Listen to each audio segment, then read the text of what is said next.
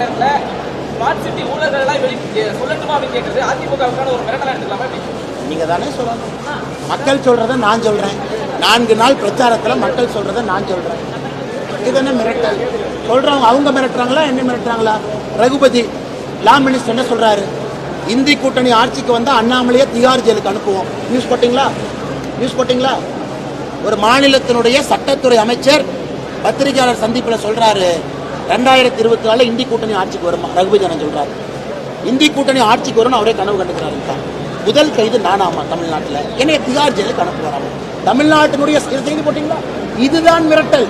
ஒரு மிரட்டலுக்கு டெஃபினிஷன் வேணா இது மிரட்டல். இன்னைக்கு 2 பேர் சேர்ந்துக்கிட்டு மிரட்டுறாங்க இல்லைங்களா? இது மிரட்டல்.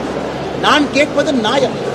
கோயம்புத்தூரினுடைய நடுத்தர மக்கள் கேட்பதே நியாயமாக முன்னாடி அமைச்சர்கள் அவங்க வளர்த்துக்கிட்டாங்க அப்படின்னு சொன்னீங்க. இதே அமைச்சரவையில தான் OPS பணியாற்றி இருந்தாரு.